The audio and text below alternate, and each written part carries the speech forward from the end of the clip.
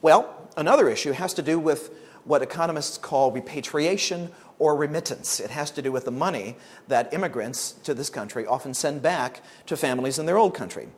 Now, some people will claim that immigration here essentially harms our economy because so little of immigrants' earnings are actually spent here. What's interesting about this claim is that it's hard, from an economic standpoint, to differentiate the money sent back by immigrants, remitted back to their families in Central America or wherever, from money spent by rich tourists in foreign countries. If you go on a vacation and you spend money in Mexico, you have done exactly the same thing as an immigrant has done if he sends money back to his family in Mexico to be spent in Mexico. And yet we don't really seem to have a problem when tourists spend money abroad. Are they harming our economy? Well, no. They're in an open economy like the US economy, there are inflows and there are outflows.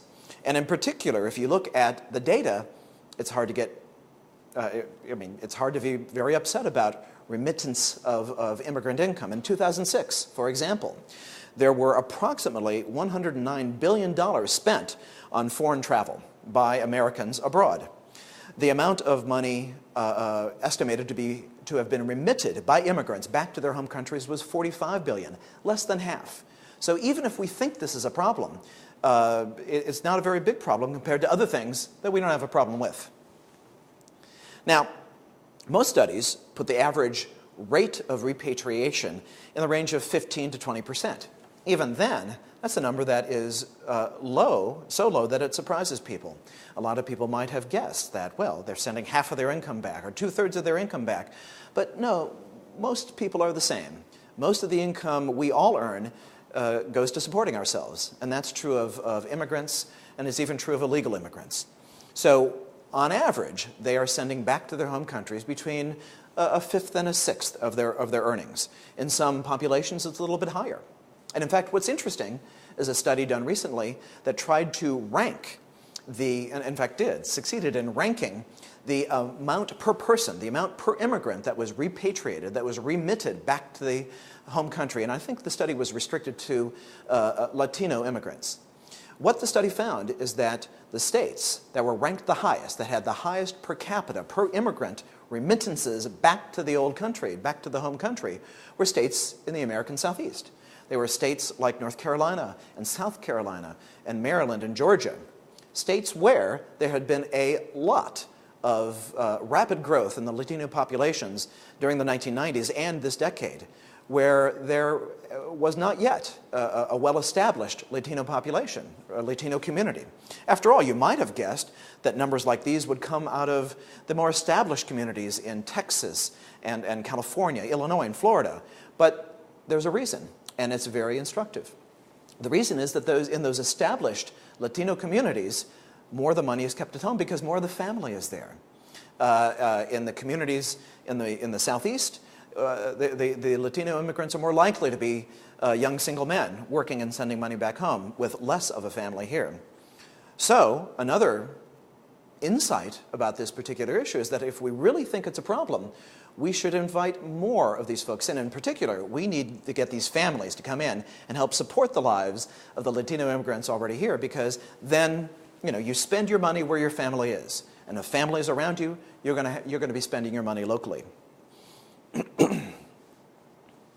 Now, a third claim that's made is that immigrants, and in particular illegal immigrants, are a drain on state and local budgets. And so it's a good question. Do illegal immigrants place an inordinate burden on government services? Now, this is hard to argue.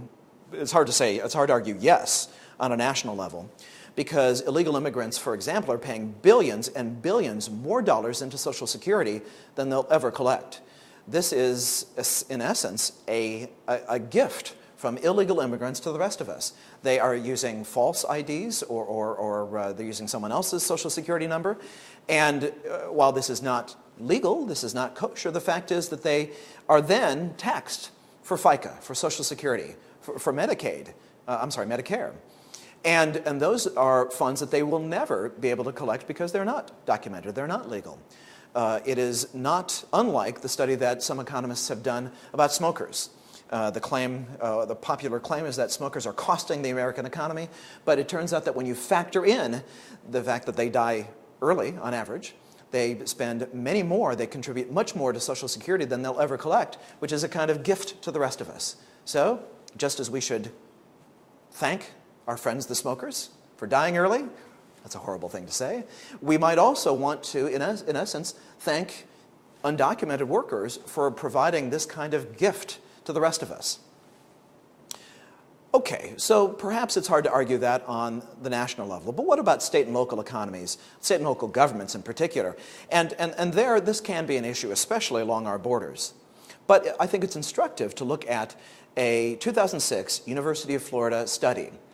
What it did is it compared immigrant households, and I think it focused on Latino immigrant households, to native households. And what it found is that the immigrant households, they did indeed pay less in certain kinds of sales, in particular property tax, and they did receive more in services. They paid less federal income taxes, but about the same payroll taxes. I mean, after all, if you're going to a store, you're going to pay the same sales tax regardless of your papers, regardless of your documents. If you are working and you're using someone else's Social Security number, you're going to be taxed for FICA regardless of your documenting status. But the study also found that they received substantially less Social Security payments. And if you factor all of that together, the study found that the state and local fiscal burden in the state of Florida was nearly $2,000 per immigrant household per year. And this is a number that was jumped upon by opponents of immigration, or I guess supporters of more restrictive immigration, as evidence that clearly they are sucking money away from the rest of us.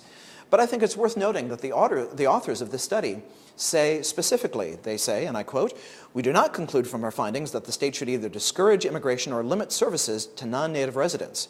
Even from a narrow budgetary perspective, most immigrant households are net contributors. Our point is simply that Florida's state and local governments need to account for the effect of immigration in their budget planning." This was a planning document. Besides, the thing is there are many more native households in the state of Florida than immigrant households.